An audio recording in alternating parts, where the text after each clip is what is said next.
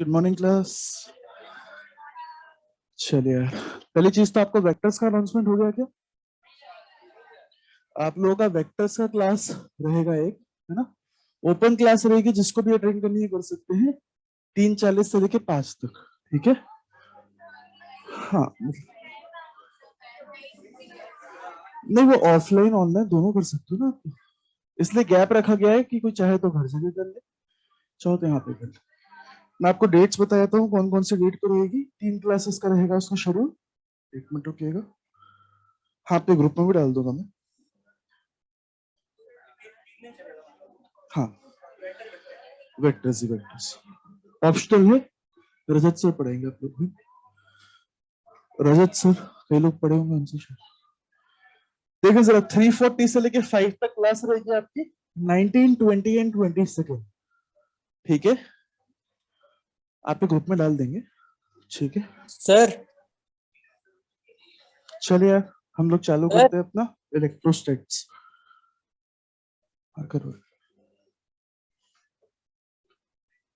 तो last class में हम लोग कूलम्स लॉ की बातें कर रहे थे ना यार। हमने बात करी कि कूलम्स ने कैसे कैसे लॉ को ऑब्जर्व करा, उसको हम लोग देख रहे थे, है ना? तो पहली चीज कूलम्स ने देखा कि ये फोर्स जो है बिना कांटेक्ट के लग रहा है। ऐसे फोर्सेस जो बिना कांटेक्ट के लग जाते हैं उनको हम क्या बोलते हैं? Field forces. ठीक है क्या? तो उन्होंने कूलम्स ने बोल दिया कि बेसिकली दो पॉइंट चार्ज के बीच का जो फोर्स है ये एक फील्ड फोर्स है। ठीक है, साथ साथ उन्होंने देखा कि दोनों चार्ज रेस्ट पे रखे थे और दोनों चार्ज एक दूसरे के ऊपर फोर्स लगा रहे थे। उन्होंने इस फोर्स को नाम दे दिया इलेक्ट्रोस्टैटिक फोर्स। क्लियर है क्या? एक तो ये फोर्स चार्जेस के बीच में लगता है, वो भी रेस्ट पे रखे हुए चार्जेस के बीच में रखता है, तो इसका स्पेशल नाम दे दिया गया इलेक्ट्रोस्टैटिक फोर्स। कोई दिक्कत तो नहीं यहां तक? उन्होंने और क्या ऑब्जर्व करा कि ये फोर्स एक बॉडी के ऊपर लेफ्ट में लगता है तो दूसरे के ऊपर राइट में लगता है। ये फोर्स अपोजिट डायरेक्शन में लगता है बेसिकली। क्लियर है क्या? तो बेसिकली दोनों के ऊपर सेम नेचर का फोर्स लगता है, अपोजिट डायरेक्शन में लगता है। थोड़ा और एक्सपेरिमेंट करा, मास वगैरह सेम लिए तो एक्सेलरेशन सेम आ गया, तो उन्होंने बोल दिया कि फोर्स जो लग रहे होंगे वो भी सेम होंगे, है ना? तो फोर्स का मैग्नीट्यूड सेम होगा, तो उससे क्या बोल दिया उन्होंने कि इसका फोर्स का मैग्नीट्यूड भी यहाँ पे सेम निकल के आ रहा है। क्लियर है क्या? क्या क्या पॉइंट्स हो गए? नेचर सेम, अपोजिट डायरेक्शन में लग रहा है, अलग अलग बॉडीज पे लग रहा है, मैग्नीट्यूड भी सेम हो गया। ये चारों पॉइंट किसके लिए होते हैं यार? एक्शन रिएक्शन पेयर के लिए होते हैं। ठीक है क्या? न्यूटन का थर्ड लॉ था ना, उसी के टाइम पे उसने बताया था कि एक्शन रिएक्शन पेयर होने के लिए आपको चार कंडीशन फॉलो करनी पड़ेगी। ठीक है, हमने एक एग्जाम्पल भी ले लिया था। एक्शन रिएक्शन पेयर हर कोई बन नहीं सकता, नॉर्मल और एमजी एक्शन रिएक्शन पेयर नहीं बन पाए। मैग्नीट्यूड सेम था, डायरेक्शन अपोजिट था, एक्शन रिएक्शन पेयर नहीं थी। उसके लिए चारों कंडीशन सेटिस्फाई होनी चाहिए। ये फोर्स वो चारों कंडीशन सेटिस्फाई कर रहा है, इसलिए हमेशा electrostatic force action reaction pair में ही लगता है। कोई दिक्कत तो नहीं? बेसिकली दो चार्ज रख दो, इनके आपस का फोर्स कुछ पैदा हो जाता है, एक इस पे लगाता है एक इस पे लगाता है, इनके अंदर ही अंदर का फोर्स होता है, कोई एक्सटर्नल फोर्स नहीं होता। ठीक है क्या? और इसी कारण से हम लोग मोमेंटम कंजर्व कर पाते क्या जाते जाते? लास्ट क्वेश्चन में हमने बोल दिया था बेसिकली दो चार्ज रख दिए गए हैं, तो बेसिकली ये दूर भाग रहे हैं, किस लिए भाग रहे हैं? इनके आपस के फोर्स की वजह से भाग रहे हैं, कोई एक्सटर्नल फोर्स उनको दूर नहीं भगा रहा। तो हमने क्या बोल दिया यार कि मोमेंटम कंजर्व किया जा सकता है because that external force is zero. यही कंडीशन होती है मोमेंटम कंजर्वेशन। ठीक है क्या? हमने बोला इनिशियली दोनों चार्ज रेस्ट पे हैं, तो इनिशियल मोमेंटम इज जीरो, तो फाइनल मोमेंटम भी जीरो होना चाहिए। उस तरीके से अपन ने वेलोसिटी वगैरह निकाली थी, कोई दिक्कत तो नहीं आई। फिर अपन ने ऐसी बात करी कि अगर अगर अकेला एक्शन रिएक्शन पेयर बोल दें दो फोर्स को, तो कोई बच्चा ऐसा फोर्स भी बना सकता है यार कि एक चार्ज हमारे पास Q1 है, एक चार्ज Q2 है। Q1 ने Q2 के ऊपर फोर्स लगाया, Q1 ने Q2 के ऊपर फोर्स लगाया ऐसा, Q2 ने Q1 पर फोर्स लगाया ऐसा, बराबर मैग्नीट्यूड का लगा लिया, अपोजिट डायरेक्शन में लगा लिया। ठीक है क्या? पर हम लोग बात करें ऐसा इलेक्ट्रोस्टैटिक्स फोर्स नहीं होता, हमने देखा यार वो तो। हमने तो कुल्लम ने एक और बात ऐड करी, बेसिकली अकेला एक्शन रिएक्शन पेयर बोलने से इलेक्ट्रोस्टैटिक फोर्स डिफाइन नहीं हो रहा है। कुल्लम चाह रहे थे यार एक लाइन बोल दो पूरा फोर्स डिफाइन हो जाए। ठीक है क्या? तो अकेला एक्शन रिएक्शन पेयर बोलने से फोर्स वेल डिफाइन नहीं हो रहा, कोई बच्चा ऐसा भी तो बना सकता है। क्लियर है? तो उन्होंने एक लाइन और ऐड करी कि बेसिकली ये force along the line joining two charge particle act करता है। कोई भी फोर्स जो एक्शन रिएक्शन पेयर हो along the line joining two particle act करे, उसको हम क्या बोलते हैं? Central force. उसको क्या बोलते हैं? Central force. इलेक्ट्रोस्टैटिक तो पहले नाम दे दिया था उन्होंने, बोल के चार्ज है और रेस्ट पे है तो इलेक्ट्रोस्टैटिक। ठीक है क्या? क्लियर है? अभी हम लोग बात कर रहे हैं बेसिकली कि अलोंग द लाइन जॉइनिंग भी लगे, एक्शन रिएक्शन पेयर भी हो, ऐसे फोर्सेस को हम लोग सेंट्रल फोर्स बोलते हैं। तो इलेक्ट्रोस्टैटिक फोर्स एक सेंट्रल फोर्स निकल के आया। बचपन में कभी पढ़ा होगा आपने वर्क एनर्जी चैप्टर के अंदर, all central forces are conservative in nature, पढ़ा है क्या? और कंजर्वेटिव फोर्सेस के लिए हम पोटेंशियल एनर्जी डिफाइन कर सकते हैं। तो पूरा चैप्टर का एक नया भाग चालू हो जाएगा एनर्जी वाला, क्लियर है क्या? फिर हम इसकी एनर्जी वगैरह निकालेंगे बहुत लेटर ऑन जाके, ठीक है क्या? अच्छा बड़ा चैप्टर है, फिजिक्स के सबसे डिफिकल्ट चैप्टर में से एक है। आइए देखें यार अब, तो बेसिकली इलेक्ट्रोस्टैटिक फोर्स क्या है यार? एक सेंट्रल फोर्स है, लिख ली थी ये बात अपन ने, हमने ये भी लिख लिया था, इसलिए कंजर्वेटिव होगा। हमने ये लिख लिया था, इसके लिए पोटेंशियल डिफाइन करेंगे, लिख लो चाहो तो, वो तो करेंगे तब देख ही लोगे, है ना? चलिए यार, नहीं है इलेक्ट्रोस्टैटिक्स, डिफिकल्ट नहीं लगता तुम्हें? क्वेश्चन देख लो कितने सारे दिए होंगे इससे प्रैक्टिस को। आइए देखें, बड़ा चैप्टर है देखना जरा। तो हम लोगों ने बात करी यार कि दो चार्ज रख देते हैं, उसके ऊपर एक सेंट्रल फोर्स टाइप का फोर्स लगता है ना। तो फोर्स अब तुम बना लोगे क्या? मैं तुम्हें चार्ज दे दूं, मान लो दो चार्ज दे दिए, दोनों पॉजिटिव है, क्या दोनों के ऊपर लगने वाला फोर्स बता सकते हो? हाँ यार, इलेक्ट्रोस्टैटिक फोर्स लगेगा वो हमेशा along the line joining run करता है, तो बड़ा तो दोनों को ज्वाइन करने वाली लाइन बना लिया करो, क्लियर है क्या? हम लोग बात करें दोनों चार्ज पॉजिटिव है, तो फोर्स ऐसा लगेगा या ऐसा? ऐसा यार, रिपेल करेंगे ना, दोनों लाइक चार्ज है तो रिपेल करेंगे, तो इसके ऊपर इधर और इसके ऊपर इधर। इस फोर्स को क्या बोलते हैं अपन? Force on one due to two, इसको force on two due to one, clear है? तो बेसिकली कूलम ने सोचा यार एक काम करते हैं, इनके बीच का कुछ ना कुछ मतलब ये फोर्स कितना है इसका मैग्नीट्यूड वगैरह भी निकाल लेते हैं, थोड़ी कैलकुलेशन भी कर लेते हैं ना। तो कूलम ने देखा है यार, नोटिस करा कि बेसिकली अगर वो F12 की बात करें चाहे F21 की बात करें, दोनों का मैग्नीट्यूड सेम आ रहा है, वो तो अपन पहली बात कर चुके थे ना, क्लियर है? उन्होंने बोला बेसिकली इसका जो मैग्नीट्यूड है फोर्स का, ये Q1 के ऊपर डायरेक्टली प्रोपोर्शनल है। कैसे देखा होगा ये बताओ? उन्होंने बेसिकली जैसे ही Q1 को दुगना कर दिया, फोर्स डबल हो गया, Q1 को तीन गुना कर दिया, फोर्स तीन गुना हो गया। तो उन्होंने बोल दिया बेसिकली ये जो फोर्स है डायरेक्टली प्रोपोर्शनल टू Q1 है, सही है क्या? फिर उन्होंने Q2 को डबल कर दिया, दोनों के ऊपर फोर्स डबल हो गया, भाई फोर्स तो बराबर है ना दोनों पे। तो Q2 को डबल कर दिया, तो इस पे भी फोर्स बड़ा हो गया, इस पे भी फोर्स डबल हो गया।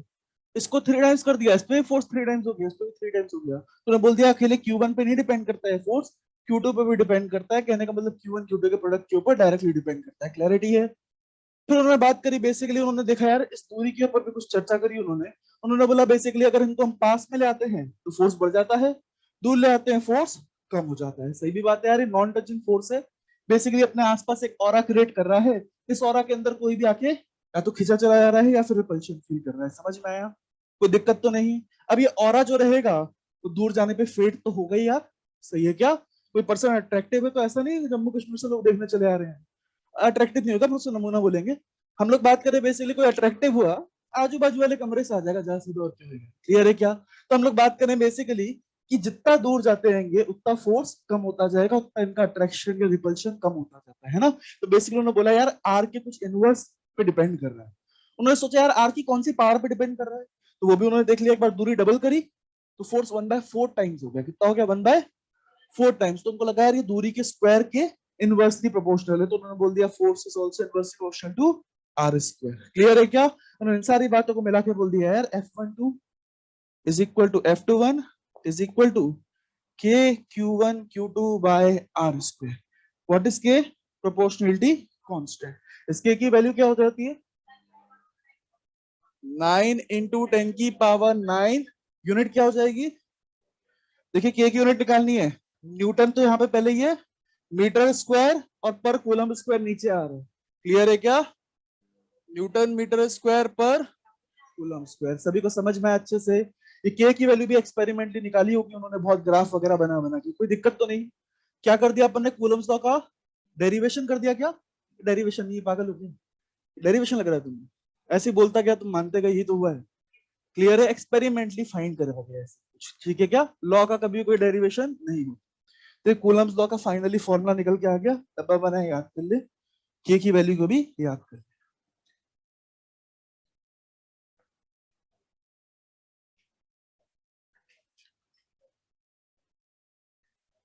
यहां तक कोई डाउट तो नहीं किसी को?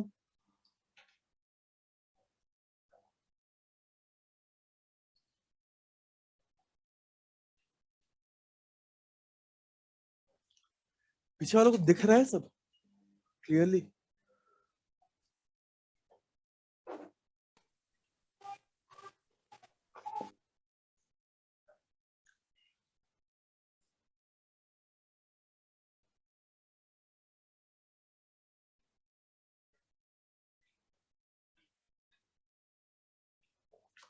हो गया सबका?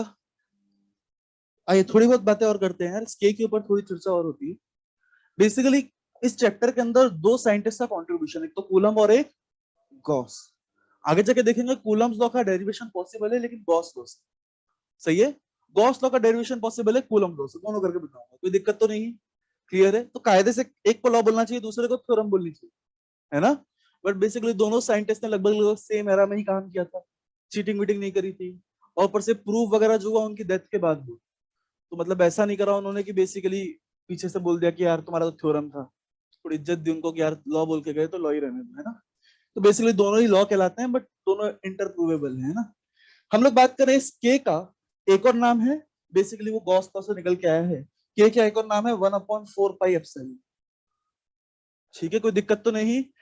इसी के को हम लोग क्या बोल देते हैं? 1/4 पाई एप्सिलॉन। जहां पे एप्सिलॉन नॉट एक कांस्टेंट है जिसको अपन क्या बोलते हैं? Permittivity of free space. Permittivity of free space.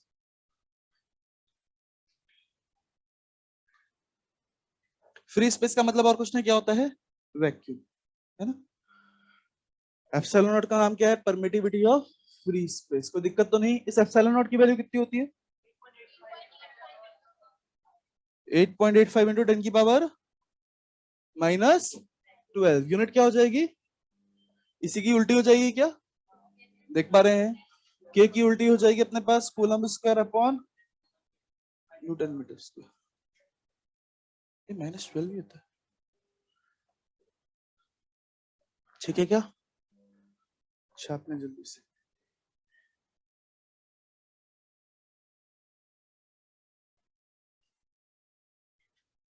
मैं नोटिस शेयर कर देना वहां पे ग्रुप में ना।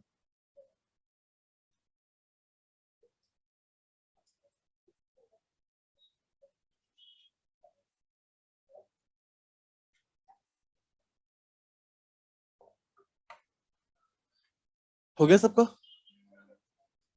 चलिए नेक्स्ट देखें।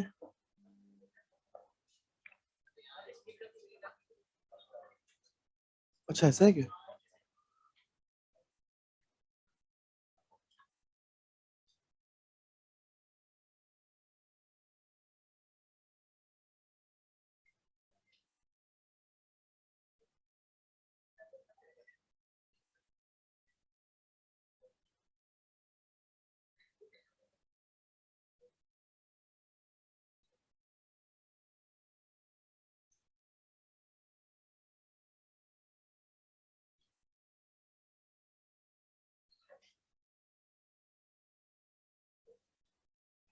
ऑनलाइन आवाज आ रही है भी नहीं आ रही है? यस सर, आ रही। डाउट तो किसी ने नहीं पूछा है। सर आपकी आवाज हमें आ रही है लेकिन हमारी आवाज आपको नहीं आ रही क्योंकि सर वहाँ स्पीकर ही नहीं है। आप लोगों की आवाज, आप लोगों को आवाज आ रही है ऑनलाइन वालों को? चैट पे रिप्लाई करें प्लीज। आ तो रही है यार। आइए देखें, कोई डाउट तो नहीं यहाँ तक आप लोगों को online students?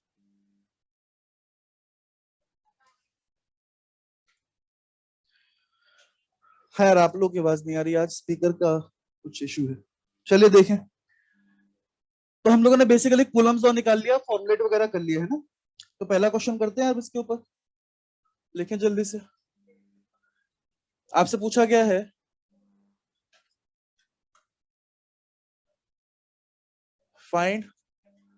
Find out the value of minimum force, minimum electrostatic force, minimum electrostatic force that can act between two point charges separated by unity. Separated by unity. Note किया सबने? डिक्टेट करूं तभी नोट कर लिया करो, तो ऐसे लिख रहा हूं।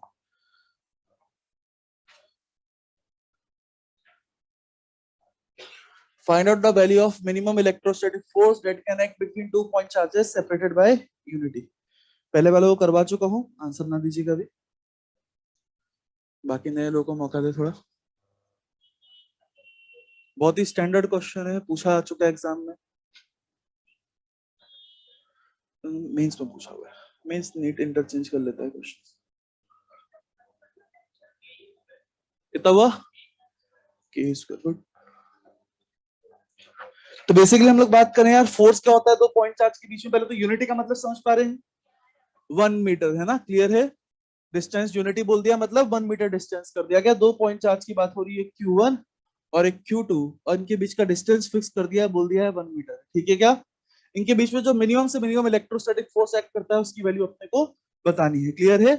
हम लोग बात करें जो इलेक्ट्रोस्टैटिक फोर्स होगा वो कितना हो जाएगा, कूलम से पता चल जाएगा कितना होता है electrostatic force, K Q1 Q2 bye दूरी का स्क्वायर। दूरी कितनी है 1। कोई दिक्कत तो नहीं आता। ये फोर्स आ गया, आप बताओ फोर्स को मिनिमम करना है क्या। अरे ये तो फोर्स आया है, बट अपन से मिनिमम फोर्स पूछा गया है ना। बताओ फोर्स को मिनिमम कैसे करें, के को छोटा कर देंगे। फोर्स मिनिमम तब होगा जब के मिनिमम होगा, के तो कांस्टेंट है, उसको चेंज नहीं कर सकते।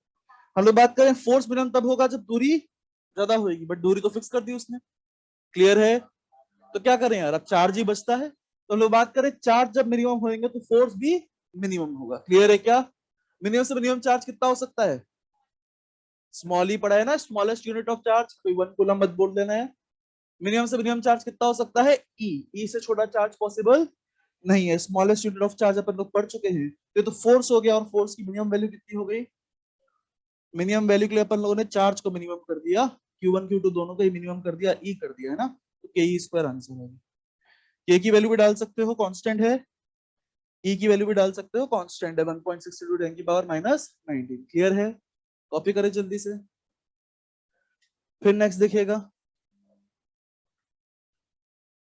तुम लोग का बेसिक मैथ्स हो गया क्या, डिफरेंशिएशन वगैरह, मैक्सिमम मिनिमा। आइए अगला क्वेश्चन देख लें फिर।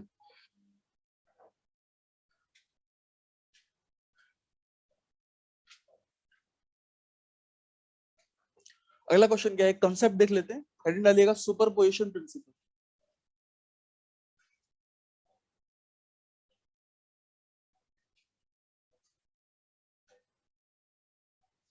सुपरपोजिशन प्रिंसिपल, ये सुपरपोजिशन प्रिंसिपल फिजिक्स में कई बार आता है, हर जगह मतलब इसका एक जैसा ही होता है, ठीक है क्या। तो थोड़ा रिलेट करिएगा, आगे कभी चैप्टर में आप लोग देखेंगे इसको। वेव्स के अंदर एक तो देखेंगे सुपरपोजिशन प्रिंसिपल, करंट इलेक्ट्रिसिटी के अंदर भी देख सकते हो सुपरपोजिशन प्रिंसिपल, ठीक है क्या। आइए देखिए, सुपरपोजिशन प्रिंसिपल का मतलब होता है कि मान लीजिए हमारे पास एक चार्ज है, एक चार्ज ले लीजिए, पॉजिटिव चार्ज ले लीजिए Q1, ठीक है क्या। एक और चार्ज ले लेते हैं, एक और चार्ज ले लेते हैं, मान लीजिए Q2 है ना। एक काम करते हैं -Q2 ले लेते हैं इसको, ठीक है क्या। दोनों कुछ ना कुछ इस तरीके से रखे हुए थे, क्लियर है। क्या इनके बीच में फोर्स लगेगा, बिल्कुल लगेगा यार, एक पॉजिटिव एक नेगेटिव, दोनों के बीच में एक अट्रैक्टिव वाला फोर्स लगेगा, है ना। तो मान लीजिए एक चार्ज था Q1, एक चार्ज था -Q2, है ना। इन दोनों के बीच में क्या होगा यार, प्यार या दुश्मनी, प्यार होगा, अट्रैक्शन होगा, है ना, कोई दिक्कत तो नहीं। हम लोग बात करें पॉजिटिव नेगेटिव में अट्रैक्शन होगा, दोनों पास के पास आने चाहिए, है ना। हम लोग बात करें Q2 पे जो फोर्स लगेगा वैसा लगेगा, पास तो यही वाला फोर्स लगेगा ना। Q1 पे जो फोर्स लगेगा वो कुछ ऐसा लगेगा, कोई दिक्कत तो नहीं। इस फोर्स को बोल देंगे अपन फोर्स ऑन 2 ड्यू टू 1, इसको बोल देंगे फोर्स ऑन 1 ड्यू टू 2, कोई दिक्कत तो नहीं। तो दो चार्ज थे, दोनों चार्ज के बीच में क्या था, प्यार था, दोनों का जीवन अच्छा चल रहा था। तभी इनकी जिंदगी में एक तीसरा चार्ज आ गया, ठीक है क्या। तीसरा चार्ज आ गया, तीसरा चार्ज आ गया, मान लो Q3, सही है क्या। रियल लाइफ में ऐसा हुआ तो इनके बीच के प्यार पे कोई फर्क पड़ेगा क्या, हाँ, सब प्यार व्यार सब खत्म हो जाएगा, क्लियर है क्या। जैसे जिंदगी में कोई तीसरा आ गया, प्यार व्यार सब खत्म हो जाता है, लेकिन चार्जेस के साथ ऐसा नहीं होता, ठीक है क्या। हम लोग बात करें दो चार्ज के बीच का फोर्स, तीसरा चार्ज आए चाहे ना आए उस पर डिपेंड नहीं करता। This force is independent of presence और एब्सेंस ऑफ अदर चार्जेस, ये सुपरपोजिशन प्रिंसिपल कहलाता है। यानी दो चार्ज के बीच में फोर्स निकालते टाइम सिर्फ उन पे फोकस करो, बाकी चार्जेस हो चाहे ना हो उसके ऊपर बिल्कुल फोकस करने की जरूरत नहीं है। दो चार्ज के बीच का फोर्स सिंपल, उनके बीच में कूलम्स लगा के निकाला जा सकता है, कोई दिक्कत तो नहीं। अब हाँ, ये तीसरा चार्ज आ गया, तो तीसरा चार्ज भी क्या इसको प्यार देगा, बिल्कुल देगा यार, ये पॉजिटिव चार्ज है तो ये भी इसको अट्रैक्ट करेगा ना यार। हम लोग बात करें ये भी इसको अट्रैक्ट करेगा इस तरीके से, क्या फोर्स ऑन 2 ड्यू टू 3, सही है क्या? तो इसकी वजह से इसके ऊपर Q2 के ऊपर नेट प्यार बढ़ जाएगा। क्लियर है क्या? ये भी प्यार दे रहा है, ये भी प्यार दे रहा है, ये भी अट्रैक्ट कर रहा है, दोनों अट्रैक्ट कर रहे हैं, तो नेट अट्रैक्टिव फोर्स बढ़ जाएगा। बट अदरवाइज हम लोग बात करें इन दोनों के अट्रैक्शन पे कोई इफेक्ट इसके कारण नहीं पड़ेगा। तो ये कूलम्स लॉ लगा के अलग से निकालो, ये कूलम्स लॉ लगा के ये वाला फोर्स अलग से निकालो, और दोनों का वेक्टर सम करके उसके ऊपर नेट फोर्स निकाल सकते हैं अपन लोग। क्लियर है क्या? ये सुपरपोजिशन प्रिंसिपल बोलता है कि बेसिकली दो चार्जेस के बीच का force is independent of presence or absence of other forces। Clarity है? बहुत ही ऑब्वियस सा प्रिंसिपल है एकदम, है ना भी बताता तब भी काम बन जाता है, कोई दिक्कत तो नहीं। तो नेट फोर्स जरूर बढ़ जाएगा, लेकिन हम लोग बात करें इस फोर्स पे कोई फर्क नहीं पड़ेगा, है ना। ये बात तो हो रही है, इसको भी अट्रैक्ट करेगा, इसको रिपेल करेगा, है ना, इसके ऊपर भी फोर्स लगेगा, वो सब मैं बना देगा, वो सारी चीजें होंगी, कोई दिक्कत तो नहीं। नोट करिए जल्दी से, सुपरपोजिशन प्रिंसिपल डायग्राम बनाइए, फिर स्टेटमेंट लिखते हैं इसका, है ना।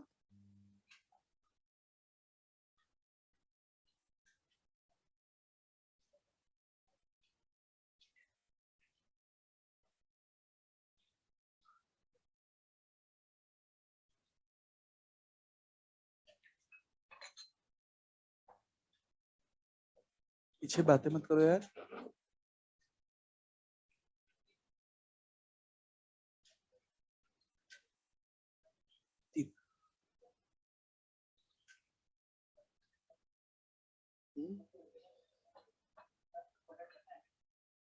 मर्जी है तुम्हारी, ऑप्शन है।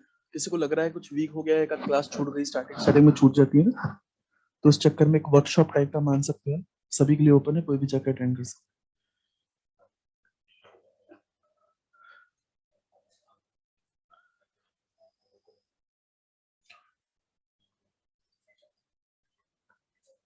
हो गया सबका?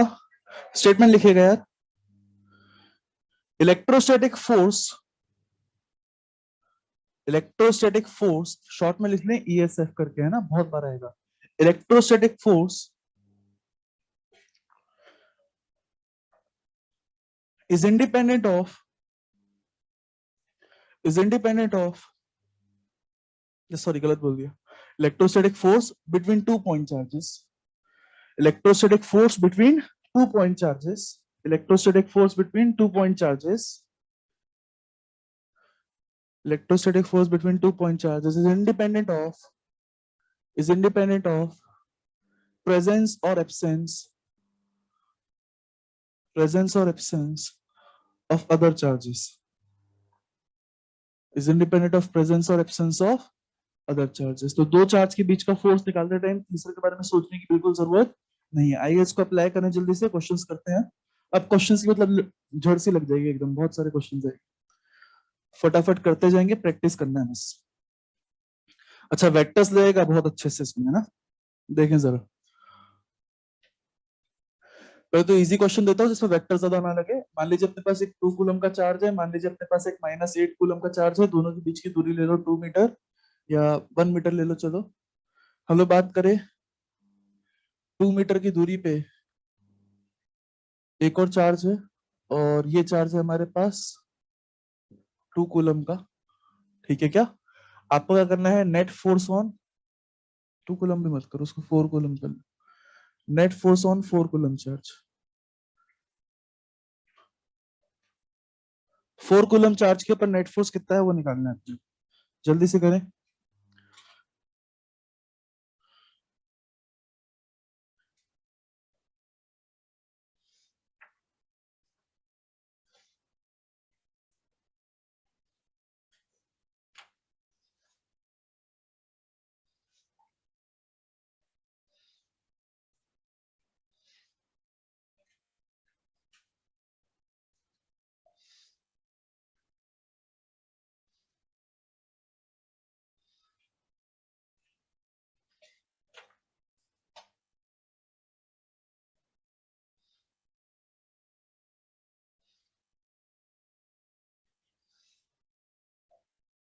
निकाले जल्दी से, net force on 4 coulomb charge, कुछ चेंज नहीं किया, बस अच्छे से बना दिए। 1 मीटर बड़ा लग रहा है, 2 मीटर छोटा लग रहा है।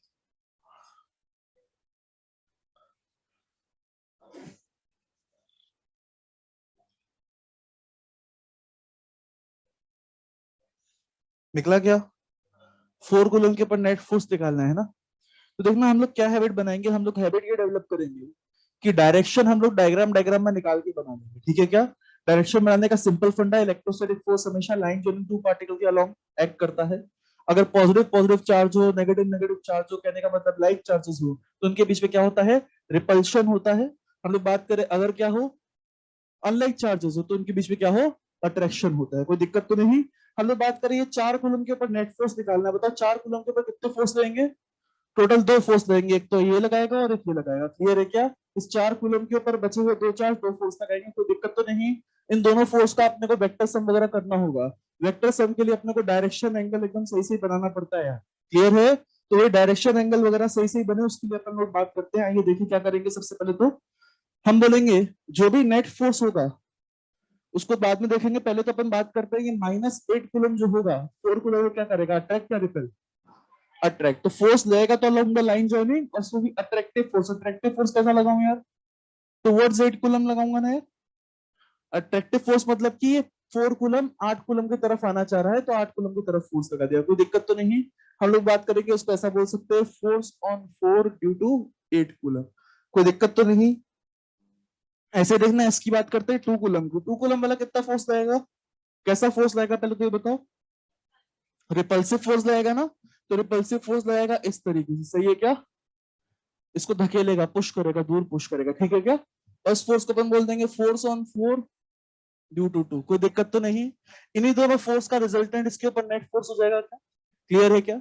अच्छा, इस फोर्स को जब कैलकुलेट करूंगा तो इसके बारे में भूल जाऊं, इस फोर्स को कैलकुलेट करूंगा तो इसके बारे में भूल जाऊंगा, सुपरपोजिशन प्रिंसिपल लगाएंगे। क्लियर है क्या। इतना ऑब्वियस सा सुपरपोजिशन प्रिंसिपल होता है। ये लगाते हैं, इसको आंसर निकालते हैं। पहले मुझे ये बताओ दोनों में से बड़ा कौन सा होगा फोर्स।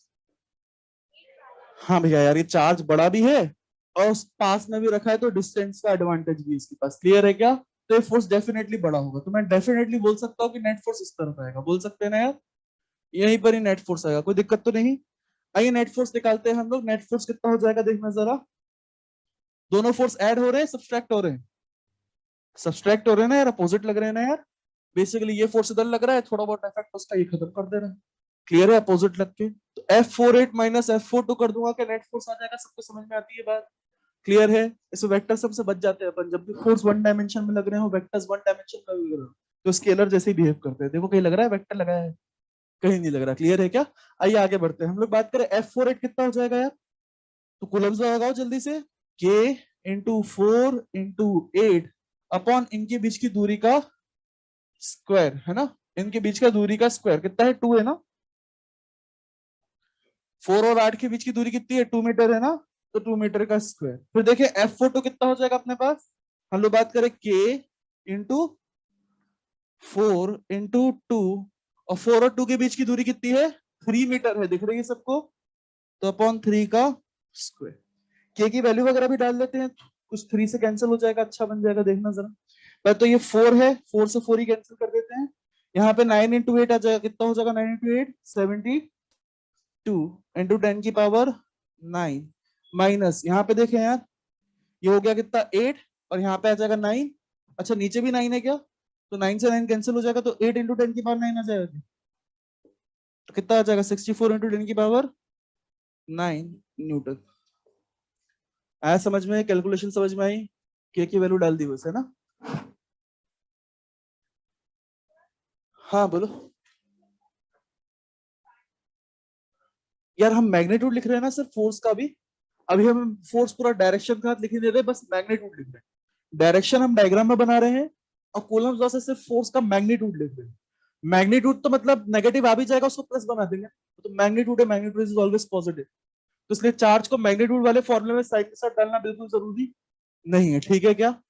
आगे एक वेक्टर फॉर्मूला आएगा, उसके अंदर चार्जेस को साइन के साथ डालना पड़ेगा, क्योंकि वो डायरेक्शन के साथ आंसर देगा, है ना। कोई डाउट तो नहीं, यहां तक सबको समझ में आया। नेक्स्ट आगे बढ़ते हैं।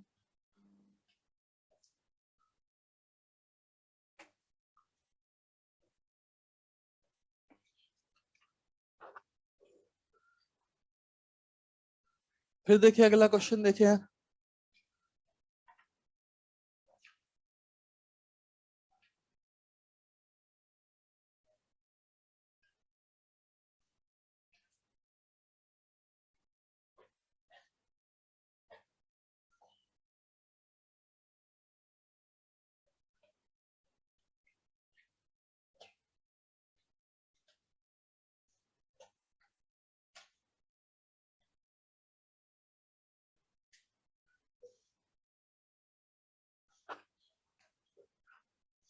Net force on 1 microcoulomb charge निकालना है। सिंपल सा क्वेश्चन, जल्दी से कर दें ये भी।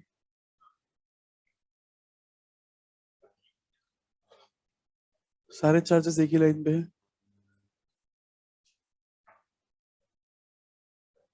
Net force on 1 microcoulomb charge, बीच वाले चार्ज पे फोर्स निकालना।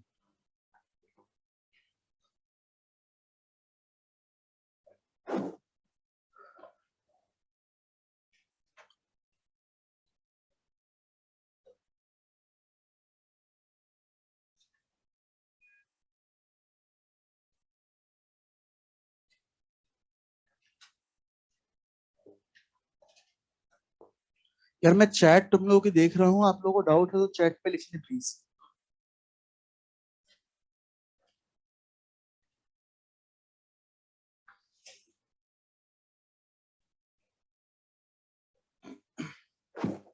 कितना है आंसर? चलिए मैं निकालता हूँ उसको, जल्दी से देखते हैं। आइए मिलके देखें इसको। सबसे पहले बात करते हैं 4 माइक्रोकूलम पॉजिटिव चार्ज है ना, 1 पे निकालना है ना अपने को। कितने फोर्स लगेंगे 1 वाले के ऊपर? हाँ, बचे हुए 2 चार्ज 2 फोर्स लगा देंगे, कोई दिक्कत तो नहीं। एक का फोर्स निकालते टाइम दूसरे के बारे में सोचने की बिल्कुल जरूरत, दूसरा का फोर्स निकालते टाइम पहले के बारे में सोचने की बिल्कुल जरूरत नहीं है। क्लियर है? 4 माइक्रोकूलम 1 माइक्रोकूलम के ऊपर फोर्स लगेगा कैसा वाला? रिपल्सिव वाला। क्या दोनों लाइक चार्ज है, रिपल्सिव वाला फोर्स लगेगा ना। रिपल्सिव फोर्स इस तरफ लगेगा, अरे इस तरफ लगेगा यार। क्लियर है? देखना जरा, दिमाग लगाओ यार, साथ में मिलके कर रहे हैं, मिलके करने का मतलब समझते हो? मतलब मैं बताऊं तुम लिख लो, तुम बताओ मैं लिखूं, ऐसा ना। क्लियर है? आइए देखें।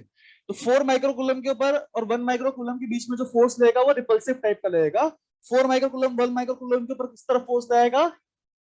राइट की तरफ लगेगा। Very good. हम लोग बात करें इस तरफ फोर्स लगेगा, इस फोर्स को नाम क्या देते हैं अपन? फोर्स ऑन 1 ड्यू टू 4, यानी F14। कोई दिक्कत तो नहीं। हम लोग बात करें 2 माइक्रोकूलम 1 माइक्रोकूलम को भी रिपेल करेगा। रिपेल करेगा मतलब ऐसा फोर्स लगेगा राइट में, लेफ्ट में, लेफ्ट धक्का देगा, इसको दूर भेजेगा अपने से। क्लियर है क्या? तो बेसिकली हम लोग बात करें इसके ऊपर इस तरफ फोर्स लगेगा, इसको बोल देंगे फोर्स ऑन 1 ड्यू टू 2। कौन बड़ा होगा? हाँ, दूरी तो बराबर है, बड़े चार्ज का फोर्स जाहिर सी बात है ज्यादा होगा। क्लियर है क्या? यानी ये वाला फोर्स जीत जाएगा, यानी नेट फोर्स जो भी आएगा वो राइट की तरफ आएगा। क्या बोल सकते हैं क्या ऐसा? बताइए नेट फोर्स को क्या लिखूं? हाँ, किस पे से क्या माइनस करे बताओ यार। Very good. हाँ, बड़ा माइनस छोटा करते हैं यार। क्लियर है क्या? तो बड़े में से छोटा माइनस कर लो, F14 माइनस F12 कर लो। समझ में आया सबको? आइए चालू करें। F14 कितना है? के की वैल्यू डाल दे लगा हाथ, क्या बोलते हो? 9 इंटू 10 की पावर 9 डाल देते हैं यार, अच्छा लगेगा। देना 9 इंटू 10 की पावर 9। हम लोग बात करें चार्जेस कितने अपने पास? 1 और 4 है ना। तो 1 कितना हो गया? 10 की पावर -6 हो गया क्या? बेसिकली हम हर चीज को ऐसा ही में डालते हैं ना। ये माइक्रोकूलम दे रखा है, माइक्रो मतलब 10 की पावर-6। तो 1 माइक्रोकूलम को अपन ने 10 की पावर-6 कूलम लिख दिया, कोई दिक्कत तो नहीं। 4 माइक्रोकूलम को कितना लिख देंगे? 4 इंटू 10 की पावर-6। हर चीज ऐसे ही में डालोगे तभी आंसर न्यूटन में निकल के आएगा। क्लियर है? फिर अपन बात करते हैं यहाँ पे दूरी को किस में डालें। सेंटीमीटर में दे रखी है, मीटर में कन्वर्ट कर लें। तो 2 सेंटीमीटर को मीटर में कैसे कन्वर्ट करोगे? 2 इंटू 10 की पावर-2। सेंटी मतलब 10 की पावर-2 होता है ना, यूनिट हमेशा में पढ़ लिए होंगे प्रीफिक्स। तो 2 इंटू 10 की पावर-2 का होल स्क्वायर। क्लैरिटी है यहाँ तक? कोई दिक्कत तो नहीं। ये क्या लिखा अपन ने? F14 माइनस F12, वो कितना हो जाएगा? 9 इंटू 10 की पावर-9। क्लियर है क्या? 1 कूलम पे चार्ज, 1 माइक्रोकूलम पे चार्ज 10 की पावर-6 कूलम, और ये 2 वाले पे चार्ज 2 इंटू 10 की पावर-6 कूलम अपॉन दूरी का स्क्वायर। दूरी वापस से कितनी? 2 सेंटीमीटर। तो 2 इंटू 10 की पावर-2 का होल स्क्वायर। कोई डाउट तो नहीं? हम लोग बात करें तो यहाँ पे 10 की पावर-2 जो है, क्या काम करते हैं? पहले कुछ कॉमन ले ले, मेरे को तो कॉमन दिख रहा है। 9 इंटू 10 की पावर-9 अपॉन 2 इंटू 10 की पावर-2 का होल स्क्वायर। ये पूरे में कॉमन दिख रहा है ना। इनफैक्ट ये दो 10 की पावर-6 भी दोनों में कॉमन ले रहे हैं, उनको बाहर ले लेते हैं ना। तो 10 की पावर-6 इंटू 10 की पावर-6 10 की पावर-12 हो जाएगा क्या माइनस में? है ना। तो इतना कुछ कॉमन ले लिया अपन ने, बचा क्या फिर देखो यार? 4 और वहां पे 2, 4 - 2 कितना हो जाएगा? 2। कोई दिक्कत तो नहीं?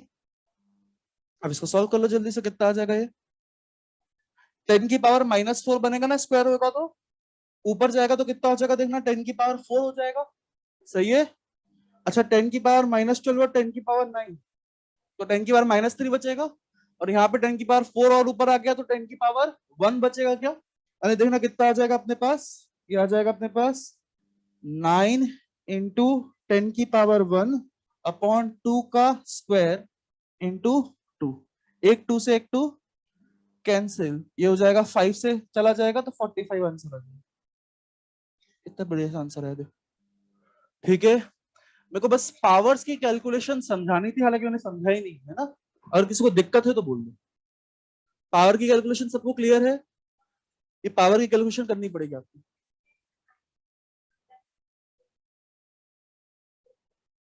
बेटा वो तो डायरेक्ट अपने को इधर से देखना है, ये फोर्स कैंसिल हो रहे हैं या जुड़ रहे हैं, खुद से देख के तो इनका इफेक्ट जुड़ रहा होगा या कैंसिल हो रहा होगा? कैंसिल हो रहा होगा, तो कैंसिल हो रहा होगा तो बड़ा माइनस छोटा कर देंगे, एक ही डायरेक्शन में जुड़ रहे होंगे। ठीक है, हाँ please explain again this question. बेटा पीछे करके देख लेना ना, रिमाइंड करके। गजब है यार तुम, कुछ स्पेसिफिक डाउट बताया करो यार। साइंस के स्टूडेंट हो, कॉमर्स वाले बिहेव क्यों करते हो?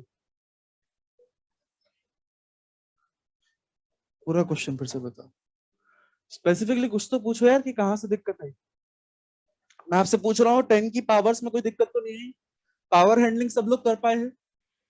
ये पावर मतलब इससे मल्टीप्लाई होगी, ठीक है ना, -2 इंटू 2 कर देंगे तो कितना हो गया -4, -4 ऊपर जाएगा तो प्लस बन जाता है, ठीक है क्या? फिर अपन बात करें, ये -12 हो गया, ये 9 हो गया, और एक 4 और ऊपर आ गया था ना, तो -12 + 9 + 4 कर लिया अपन ने, कितना आ गया? 10 की पावर 1 आ गया। कोई दिक्कत तो नहीं? आइए नेक्स्ट देखें।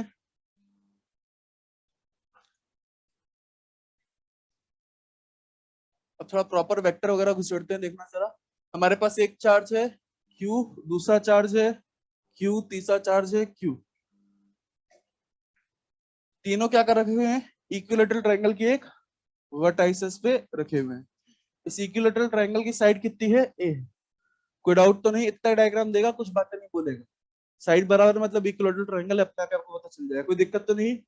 आपसे पूछ लिया गया net force on any charge, किसी भी एक चार्ज को पकड़ो और उसके ऊपर नेट फोर्स निकाल लो।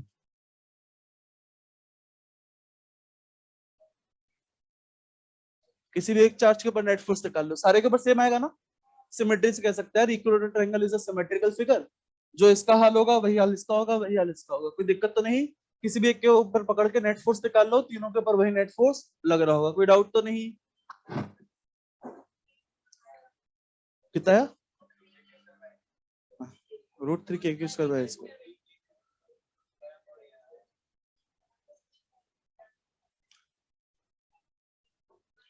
तो किसी भी एक चार्ज को पकड़े उसके ऊपर नेट फोर्स निकाल लें। किसको पकड़ने का मन कर रहा है? ये मैं करके बताया था, थोड़ा 2D क्वेश्चन है, थोड़ा अलग है, देखना जरा। इस क्यू की बात कर लेते हैं हम लोग, है ना। बताओ इसके ऊपर कितने फोर्स लग रहे होंगे? बचे हुए दो चार्ज, दो फोर्स लगा रहे होंगे, है ना। अच्छा ये वाला चार्ज जो फोर्स लगाएगा कैसा लगाएगा? पहले तो फोर्स को बनाते हैं ना अपन डायग्राम में, बाद में फिर फॉर्मुला वगैरह लगा के उसका मैग्नीट्यूड लिखते हैं। पहले तो डायग्राम में फोर्स को बनाना है अपने को बकायदा अच्छे से, है ना। तो हम लोग बात करें ये वाला चार्ज जो इसके ऊपर फोर्स लगाएगा वो along the line joining the है, और क्योंकि सेम चार्ज है तो रिपल्सिव टाइप का फोर्स लगेगा क्या? यानी ऐसा फोर्स लगेगा क्या? किसी भी एक चार्ज के ऊपर पकड़ा और हमने उसके ऊपर फोर्स लगा दिया, इसको बोल दिया force on Q charge due to Q charge. कोई दिक्कत तो नहीं? बात करें इसके ऊपर, ये वाला भी एक फोर्स लगेगा ना along the line joining them, और ऐसा रिपल्सिव टाइप का फोर्स लगेगा। कोई दिक्कत तो नहीं? इसको भी अपन ने क्या बोल दिया? F Q. कोई दिक्कत तो नहीं? सिमेट्री से बोल सकते हैं इन दोनों का मैग्नीट्यूड सेम ही होगा। अरे चार्जेस सेम, दूरी सेम, तो फोर्स का मैग्नीट्यूड भी सेम, ठीक है क्या? हम लोग बात करें एफ क्यू की वैल्यू कितनी हो गई? के Q square by A square. समझ में आया सबको? के Q1 Q2 बाय दूरी का स्क्वायर। क्लियर है? ऐसे ये वाला फोर्स भी कितना हो जाएगा? K Q square by A square. कोई दिक्कत तो नहीं? बताइए इन दोनों का रिजल्टेंट नेट फोर्स निकालना है ना अपने को। बताओ नेट फोर्स क्या बराबर बराबर वेक्टर होते हैं तो उनका रिजल्टेंट बीचों बीच में आता है? जब भी दो वेक्टर बराबर मैग्नीट्यूड के उनका रिजल्टेंट एकदम बीचों में आता है, ये नेट फोर्स हो जाएगा। क्लियर है क्या? यही अपने को निकालना है। कोई डाउट तो नहीं? अब इनका नेट फोर्स निकालने के लिए आप चाहो तो फॉर्मुला लगा सकते हो, a square plus b square plus 2ab cos theta पूरे का अंडर रूट लगा सकते हैं ना यार, बिल्कुल लगा सकते हैं। ए की वैल्यू ये हो गई, बी की वैल्यू ये हो गई, बी भी उतना ही हो गया ना, के Q square by A square. और दोनों के बीच का एंगल, हाँ मतलब हर एंगल इक्विलैटरल एंगल का 60 डिग्री होता है, तो ये एंगल भी कितना हो जाएगा, 60 हो जाएगा। क्लियर है क्या? तो a square plus b square plus 2ab cos theta लगा दो, थीटा की वैल्यू 60 डाल देना, ए और बी की वैल्यू 8 डाल देना, आंसर आएगा, बिल्कुल आएगा। क्लियर है क्या? बट एक आसान अप्रोच भी अवेलेबल है। आपको बताया गया होगा जब भी दो वेक्टर बराबर मैग्नीट्यूड के हैं उनका रिजल्टेंट क्या होता है, 2a sin theta by cos theta by 2। जब भी दो वेक्टर बराबर मैग्नीट्यूड के हैं, दोनों का मैग्नीट्यूड मान लो स्मॉल ए के बराबर है, तो उनका रिजल्टेंट हो जाता है 2a cos थीटा बाय 2। जानते हैं फॉर्मूला, शॉर्ट ट्रिक फॉर्मूला है, जब भी दो वेक्टर बराबर मैग्नीट्यूड के हो उनका रिजल्टेंट डायरेक्ट इतना लिख सकते हो, a square plus b square plus 2ab cos theta. इतना बड़ा लगाने की कोई जरूरत नहीं है, उसी से निकल के आया है, कोई दिक्कत तो नहीं। जहां पे ए क्या है, वो बराबर वेक्टर है ना दोनों, उनका मैग्नीट्यूड, कोई दिक्कत तो नहीं। आइए डालें सबको। तो 2 टाइम्स ए की वैल्यू कितनी है, के क्यू स्क्वायर बाय, अरे एक वेक्टर का मैग्नीट्यूड कितना है, K Q square by A square into cos theta by 2, cos 60 by 2। Theta और कुछ नहीं, दोनों वेक्टर के बीच का एंगल है वो 60 था, तो आंसर आ गया, कितना आंसर आ गया, 2 square by A square cos 60 degree √3 by 2, cos 30 degree √3 by 2। तो कितना आंसर आ गया, √3 के स्क्वायर बाय ए स्क्वायर। ठीक है क्या? अच्छा, सबसे पहली चीज इसको करने का एक और तरीका देख सकते हो आप लोग, ध्यान से देखें, ये और कुछ नहीं, क्या होगा, 30, अरे बराबर वेक्टर का रिजल्टेंट बीचों बीच में आता है ना यार, एंगल बाइसेक्टर के अलॉन्ग आता है, तो हम बोलेंगे ये 30 हो जाएगा, ये 30 हो जाएगा। एक और तरीका आप ऐसा देख सकते हो कंपोनेंट से, कंपोनेंट जानते हैं सभी लोग। हम लोग बात करें, ये फोर्स ऐसा है, ये फोर्स ऐसा है, ध्यान से देखें यार, इसका कॉस वाला कंपोनेंट जुड़ रहा है और इन दोनों का ही साइन वाला कंपोनेंट कैंसिल हो रहा है। दिख रहा है क्या आप सभी को, क्लैरिटी है क्या? इसका कॉस वाला कंपोनेंट जिससे एंगल मेजर किया गया वो वाला कंपोनेंट कॉस वाला होता है, यानी इसका ये वाला कंपोनेंट cos 30 वाला होता है, तो इन दोनों के cos 30 वाले कंपोनेंट जुड़ जा रहे हैं। सही है क्या? और बात करें sin 30 वाले कंपोनेंट कैंसिल हो जा रहे हैं, sin 30 वाले कंपोनेंट ऐसे कैंसिल हो जा रहे हैं। तो हम लोग बात करें घूम फिर के यही तो आएगा, दोनों के cos कंपोनेंट वाले जुड़ रहे हैं। देखना, के Q square by A square cos theta cos 30, के Q square by A square cos 30, ये दोनों जुड़ जा रहे हैं। जुड़ जा रहे हैं तो कितने हो जाएंगे, 2 टाइम्स के Q square by A square cos 30 हो जाएंगे। तो देखो सेम ही तो आंसर है। क्लियर है क्या? ये फॉर्मूला और कुछ नहीं, वहीं से ही आया हुआ है ना। क्लैरिटी है? कॉपी करें जल्दी से, 3 मेथड बताएं करने कैसे। एक तो a square plus b square plus 2ab cos theta, और वो तब लगाना चाहिए तो दोनों वेक्टर अलग अलग मैग्नीट्यूड के, है ना। और फिर दूसरा क्या हो गया अपने पास, 2a cos थीटा बाय 2। याद रखिएगा, दो वेक्टर बराबर मैग्नीट्यूड के उनका resultant 2a cos theta by 2 होता है, रिजल्टेंट का मैग्नीट्यूड, है ना।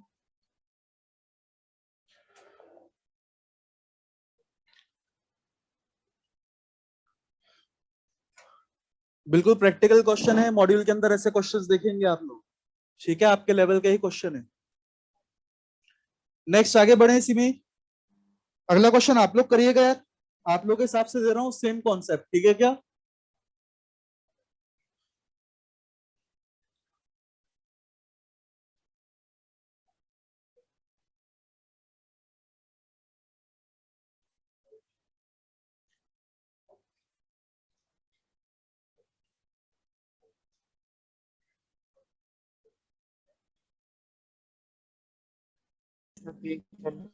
एक स्क्वायर है, इसके चारों वर्टाइसेस पे एक चार्ज रखा हुआ है Q, ठीक है क्या। आपसे पूछा गया net force on any charge, किसी भी एक चार्ज के ऊपर नेट फोर्स निकाले, आप लोगों को निकालना है, पूरा प्रैक्टिस है, स्टैंडर्ड क्वेश्चन है, बहुत पूछे आते हैं, इसकी प्रैक्टिस करने में बिल्कुल जड़े नहीं, आराम से प्रैक्टिस करें, मेहनत करें, कैलकुलेशन कम लगे ज्यादा लगे इसको अटेंड करें।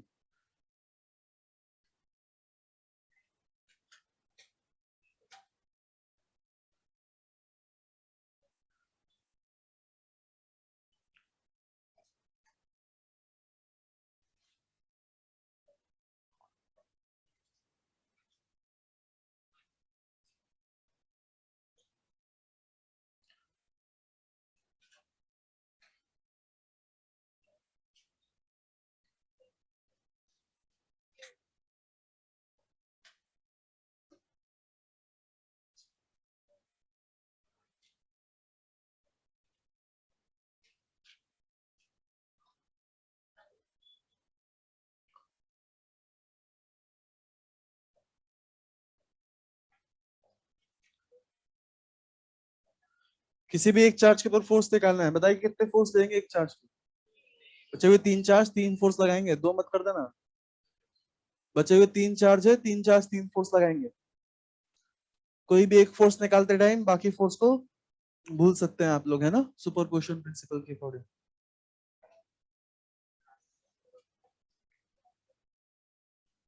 सही है।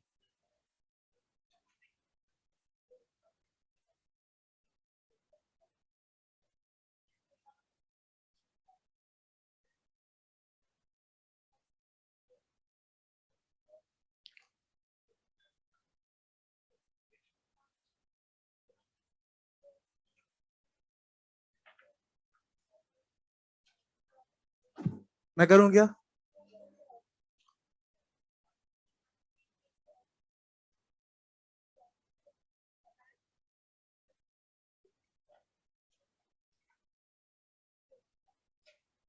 थोड़ी सी दिक्कत है उसमें भी। आइए देखिए मैं करूं। पहले तो ये वाला चार्ज इसके ऊपर फोर्स लगेगा क्या, इस तरफ लगेगा? ये वाला चार्ज इसके ऊपर फोर्स लगेगा, इस तरफ लगेगा, कितना लगेगा? के Q square by A square. कोई दिक्कत तो नहीं? ये वाला चार्ज इसके ऊपर फोर्स लगेगा इस तरफ, कितना लगेगा? के Q square by A square. कोई दिक्कत तो नहीं? बताइए इन दोनों फोर्स का रिजल्टेंट कहाँ आएगा? मतलब वो भी लगाएगा, उसकी बात बाद में करते रहेंगे, बट इन दोनों फोर्स का रिजल्टेंट कहाँ आएगा? क्या बीचों बीच में आएगा? और बीचों बीच में यहाँ कहीं पे आएगा क्या, ऐसा कुछ? और कितना आएगा बता सकते हैं क्या?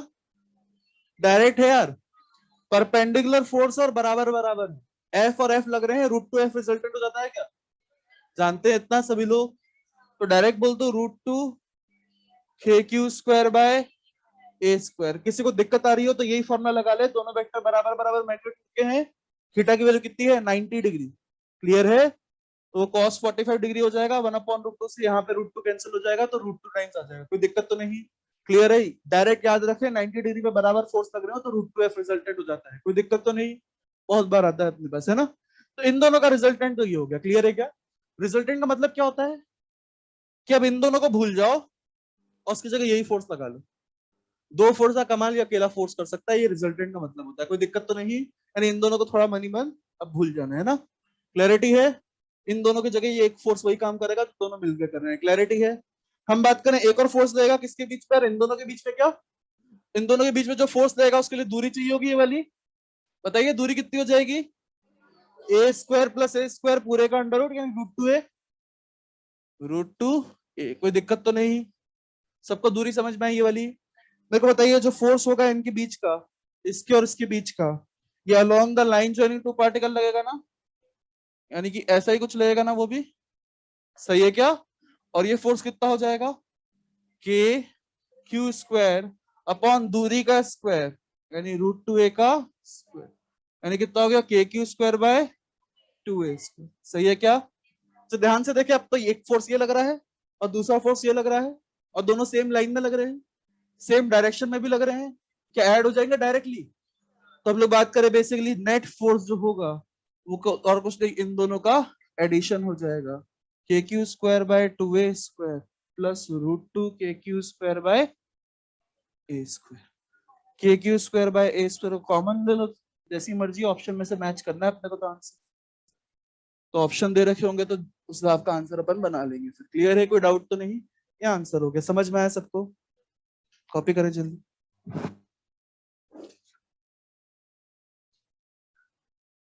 प्योर वेक्टर्स लग रहा है या इलेक्ट्रोस्टैटिक सिस्टम में कुछ? पूरा वेक्टर्स की प्रैक्टिस है यार, है ना? जैसे खूब क्वेश्चंस पूछते हैं उसमें बस वेक्टर्स लगाना है आप लोगों को, है ना? फिर देखिए यार नेक्स्ट नेक्स्ट हेडिंग डालिएगा यार, मेथड्स ऑफ चार्जिंग।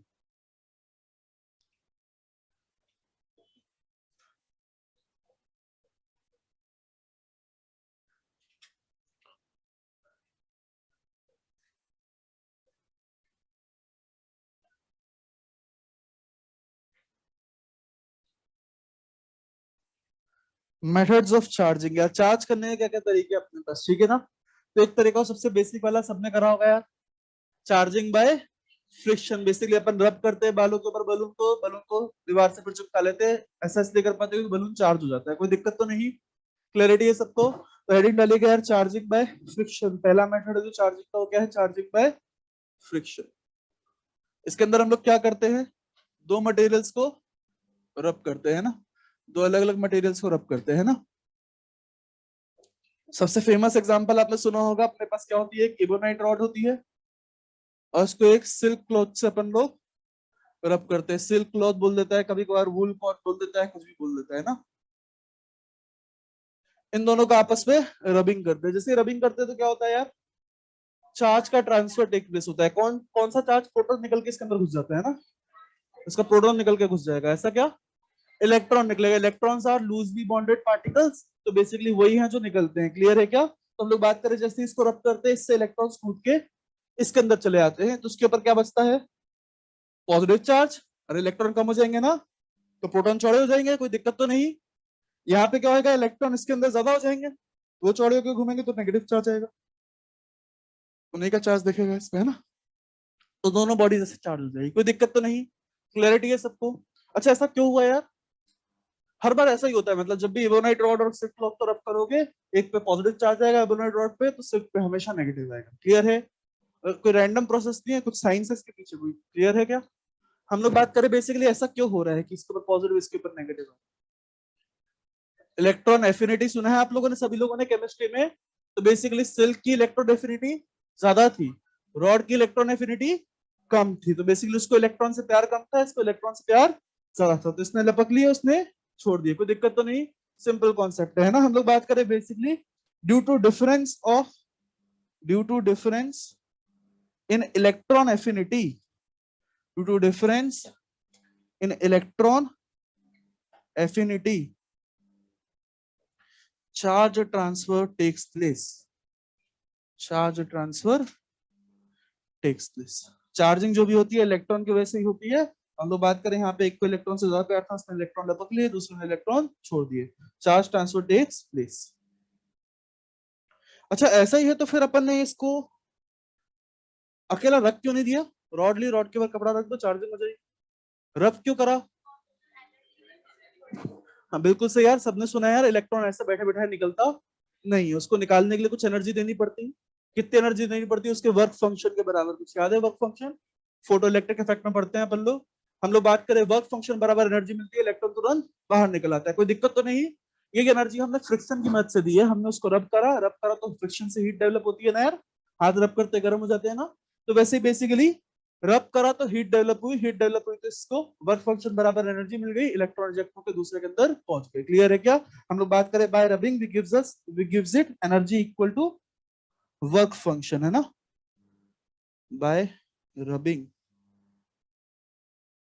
ब्रैकेट में लिख लीजिएगा फ्रिक्शन की मदद से ना, वी प्रोवाइड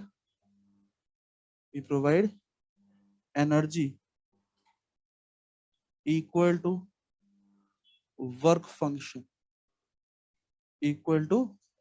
फंक्शन, ठीक है क्या? फाइव से रिप्रेजेंट करते हैं अपन लोग उस फंक्शन को, याद हो?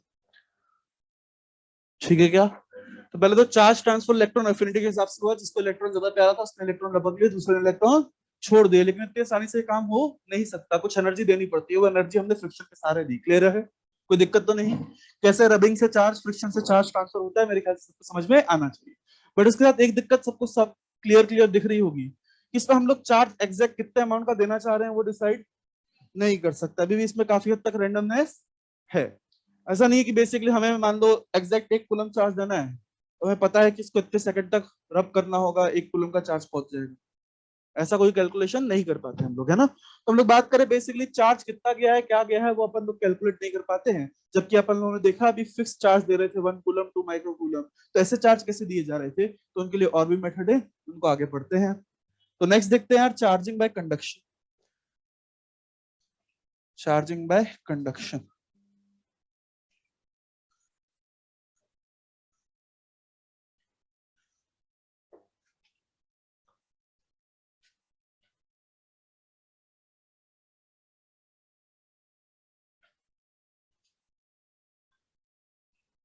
Charging by conduction.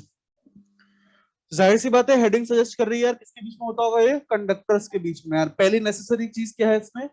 सिर्फ कंडक्टर्स के लिए ये मेथड अप्लाइड रहेगा, बाकी के लिए अप्लाइड नहीं रहेगा। ठीक है क्या? तो हम लोग बात करें only applicable for conductors, only applicable for conductors. साथ में तो कंडक्टर्स के लिए तो वैलिड रहेगा ही, साथ में एक और बात क्या है यार, एक कंडक्टर पहले चार्ज होना चाहिए, दूसरा कंडक्टर अनचार्ज होना चाहिए, तभी वैलिड रहेगा। क्लियर है? तभी ये काम कर पाए। ऐसा नहीं दोनों अनचार्ज कंडक्टर ले लिए उससे चार्जिंग वगैरह नहीं कर पाए। क्लियर है? पहले एक चार्ज कंडक्टर होना चाहिए, दूसरा अनचार्ज कंडक्टर होना चाहिए। तो मान लीजिए यार मेरे पास एक अनचार्ज कंडक्टर था, न्यूट्रल कंडक्टर था, ठीक है क्या? इस न्यूट्रल कंडक्टर के साथ मेरे पास एक चार्ज कंडक्टर था जो मैंने मान लो अपने दोस्त से उधार लिया था। मेरा कंडक्टर न्यूट्रल था, मुझे अपने कंडक्टर को चार्ज करना था, मैंने अपने दोस्त से एक चार्ज कंडक्टर उधार ले लिया।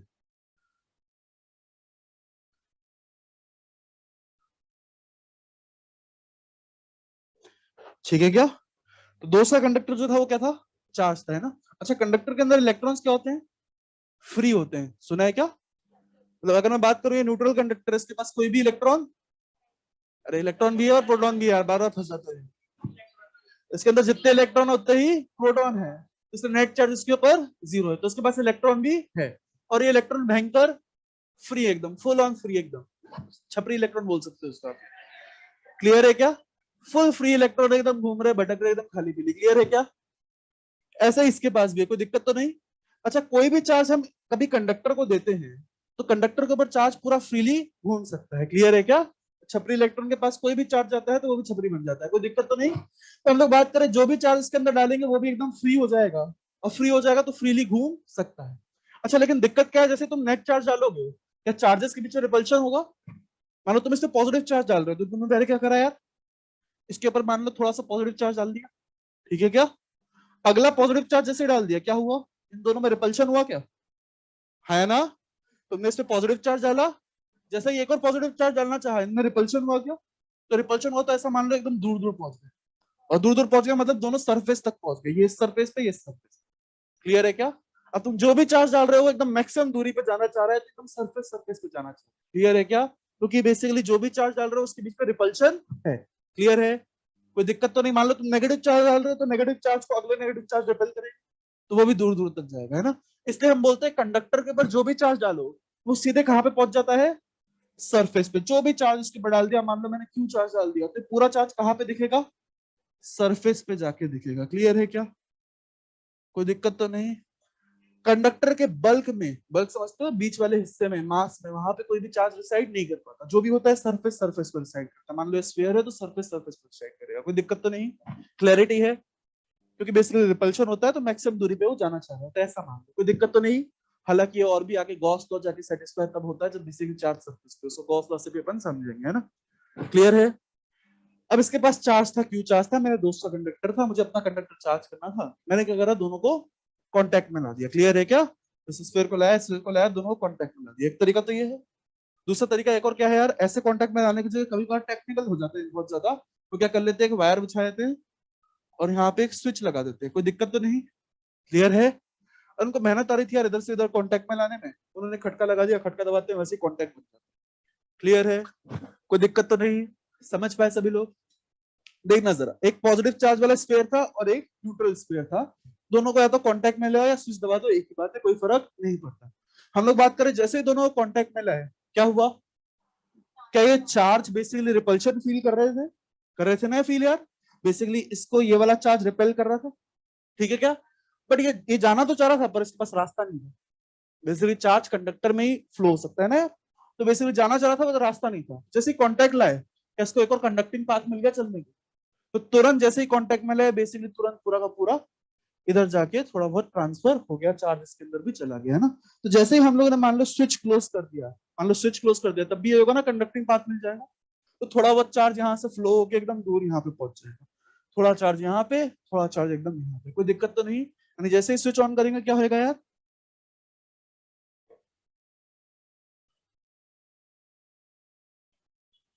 इसके ऊपर भी चार्ज आ जाएगा, इसके ऊपर भी चार्ज आ जाएगा, है ना? क्लियर है? जैसे ही स्विच ऑन कर दिया या फिर कांटेक्ट में लगा के दूर ले गए, हम लोग बात करें दोनों के ऊपर कुछ ना कुछ चार्ज आ जाएगा। क्लियर है क्या? अच्छा, फाइनल चार्ज दोनों के ऊपर बराबर बराबर आ जाएगा क्या? ऐसा है क्या? ऐसा बिल्कुल भी नहीं है। क्लियर है क्या? क्या हम ये बोलेंगे चार्ज तब तक ट्रांसफर होगा जब तक दोनों में चार्ज बराबर ना हो जाए? ऐसा बोलेंगे क्या? ऐसा बिल्कुल भी नहीं है। बेसिकली रियल कॉन्सेप्ट ये है, तब तक चार्ज फ्लो होता है जब तक दोनों का पोटेंशियल सेम ना हो जाए। क्लियर है क्या? पर पोटेंशियल अभी अपन ने पढ़ा नहीं, आगे जाके पढ़ेंगे खूब ज्यादा, एक आध 2 हफ्ते बाद पढ़ेंगे अपन लोग पोटेंशियल को, ठीक है क्या? 2 हफ्ते बाद कम से कम। क्लियर है? हम लोग बात करें बेसिकली पोटेंशियल जो भी है वो सेम जब दोनों का हो जाएगा तब जाके चार्ज ट्रांसफर रुकेगा। बेसिकली दो कंडक्टर कॉन्टैक्ट में लाते हैं वो इक्वी पोटेंशियल हो जाते हैं, ये रियल कॉन्सेप्ट है। हालांकि अपन ने पोटेंशियल नहीं पढ़ा, तो अपन तो ऐसा समझ लो कि बेसिकली दो कंडक्टर को कॉन्टैक्ट में लाते हैं ना, तो उनके बीच में चार्ज की शेयरिंग होती है। क्या होती है? चार्ज की शेयरिंग। मैंने चार्ज का ट्रांसफर वर्ड यूज नहीं करा, है ना? मैंने चार्ज का डिवाइड होना यूज नहीं किया, मैंने चार्ज की शेयरिंग यूज करी। क्लियर है क्या? शेयरिंग में एक मॉरल वैल्यू आ जाती है ना? शेयरिंग कौन करते हैं? जैसे अपन लोग दोस्त लोग शेयर करते हैं ना लंच वगैरह, तो कैसे शेयर करते हैं? मान लो यार तुम लोग लंच करते हो स्कूल में इकट्ठे होके, तो क्या करते हो यार? सब लोग आके अपना डब्बा खोल लेते होगे। एक मोटा फ्रेंड होता होगा, एक पतला फ्रेंड होता होगा, और सब लोग अपनी अपनी कैपेसिटी के हिसाब से खाते होगे। ऐसा नहीं बराबर बराबर खाएंगे, सबने लंच ले लिया, बंटवारा कर रहे एकदम बकायदा डिवाइड कर, वो डिवाइडिंग हो जाएगी, वो अलग हो जाएगी। तुम शेयर करते हो, शेयर में जल्दी जल्दी खाता है वो पूरा सूख जाता है, धीरे धीरे खाता है वो रह जाता है। क्लियर है क्या? ऐसा नहीं, मतलब कैपेसिटी के हिसाब से लोग अपना अपना खाते हैं, सब खुश रहते हैं, उसमें कोई दिक्कत तो नहीं। तो ये भी चार्ज शेयर करेंगे, कहने का मतलब अपनी कैपेसिटी के अकॉर्डिंग शेयर करेंगे। यानी कहने का मतलब जो भी फाइनल चार्ज इसके ऊपर हो जाएगा उसको मान लेता हूं Q1 और इसको मान लेता हूं Q2। ये Q1 जो भी होगा इसकी कैपेसिटी के ऊपर डायरेक्टली प्रोपोर्शनल रहेगा, उसके डायरेक्ट कैपेसिटी के प्रोपोर्शन में रहेगा, कोई दिक्कत तो नहीं। अच्छा, आगे जाके कैपेसिटर चैप्टर में पढ़ोगे, चैप्टर और कैपेसिटर चैप्टर लिंक्ड एकदम भयंकर वाले, है ना? तो कैपेसिटर चैप्टर में पढ़ोगे, जो कैपेसिटी होती है स्फेरिकल कंडक्टर की वो 4 पाई एप्सिलॉन नॉट आर होती है। ठीक है क्या? यानी रेडियस का डायरेक्टली प्रोपोर्शनल होती है। सही भी बात है यार, जिसका रेडियस बड़ा उसकी कैपेसिटी, जो मोटा उसकी कैपेसिटी ज्यादा है यार, वही दोस्त वाली बात हो गई यहाँ पे। तो हम लोग बात करें बेसिकली Q1 Q2 जो भी होगा वो कैपेसिटी के डायरेक्ट प्रोपोर्शन में बटेगा, या फिर उसको मैं ऐसा लिख सकता हूं Q1 bye Q2 is equal to क्या हो जाएगा? R1 बाय, सो क्या बोलते हैं अपन? चार्ज शेयरिंग की इक्वेशन। सही है क्या? ठीक है क्या? मैंने आपको पहले ही बोल दिया था कि बेसिकली पिछले मेथड में अपन एग्जैक्ट चार्ज फाइनली क्या आ रहा है वो कैलकुलेट नहीं कर पा रहे हैं, इसमें फाइनल चार्ज क्या आ रहा है वो कैलकुलेट अपन को करना आना चाहिए, है ना? तो Q1 भी निकालना आना चाहिए, Q2 भी निकालना आना चाहिए। कितने वेरिएबल है अपने पास? दो दो चीजें हैं, अपने को नहीं पता Q1 कितना नहीं पता, Q2 कितना है नहीं पता है। तो एक इक्वेशन तो अपने पास ये आ गई, जो भी फाइनल चार्ज आएगा वो कैपेसिटी के अकॉर्डिंग आएगा या फिर रेडियस के डायरेक्ट प्रोपोर्शन में आएगा, यानी Q1 बाय Q2 बराबर R1 बाय R2। एक और इक्वेशन कहां से मिलेगी यार? दो वेरिएबल है, दो इक्वेशन तो चाहिए।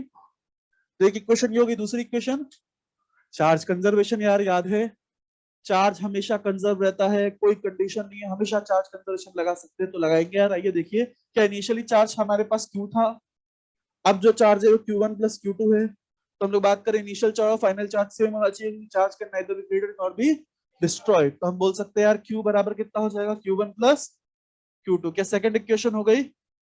दो वेरिएबल दो इक्वेशन सॉल्व हो जाएगा, Q1 Q2 की वैल्यू आ जाएगी। आइए सॉल्व करते हैं, Q1 Q2 की वैल्यू निकालते हैं। कितना हो जाएगा Q1 Q2? इसको QT लिख लो यार, QT मतलब टोटल चार्ज। ठीक है, तो हम लोग बात करें बेसिकली क्या हुआ देखना जरा। Total charge is equal to Q1 plus Q2 आ गया। अब इन दोनों को सॉल्व करते आएंगे, यहाँ से Q1 की वैल्यू कितनी आ जाएगी? Q1 की वैल्यू निकालो, इसके अंदर डाल दो। Q1 की वैल्यू कितनी हो जाएगी? R1 bye R2 into Q2, R1 bye R2 into Q2। ये Q1 की वैल्यू मैंने डाल दी यहाँ पे, प्लस Q2।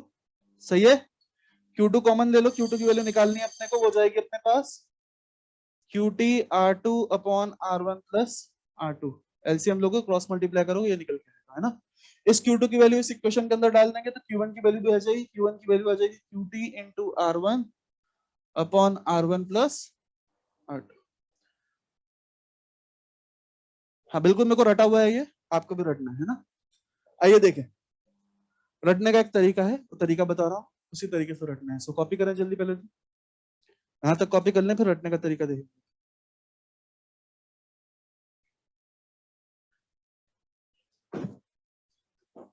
डिफिकल्ट तो नहीं लग रहा कुछ ज्यादा? सब समझ में आ रहा है सबको? थोड़ा बहुत डाउट्स वगैरह में आना चालू करो आप लोग, लीडर वालों से बार बार रिक्वेस्ट कर रहा हूँ यार मैं, ठीक है। डाउट्स में आपको जो डाउट्स आएगा पहले नंबर पे आपको नोट्स से डाउट आएगा, तो नोट्स लेके आए अपने क्लास के, उसमें से डाउट पूछे। तो शर्माने वाली बात नहीं है कि सर ये सोचेंगे अभी तो पढ़ाया था, डांट देंगे भगा देंगे, ऐसा कुछ हो भी जाएगा तो क्या फर्क पड़ेगा, नहीं होगा यार, है ना। तो बिल्कुल डाउट्स वगैरह पूछे अच्छे से, और नोट्स से डाउट पहली प्रायोरिटी में पूछे, वो अप्रिशिएटेड है इनफैक्ट, ठीक है क्या। कोई बच्चा नोट्स लेके आता है उससे डाउट पूछता है तो यार लगता है कि मेहनत थोड़ी रंग ला रही है यार, वरना फिर ये लगता है कि आगे जाके पोहा जलेबी खा रहे हो किसी कॉपी के ऊपर, किसी पेजेस के ऊपर। थोड़ा कॉपी पढ़ेंगे तो अच्छा लगेगा यार, है ना।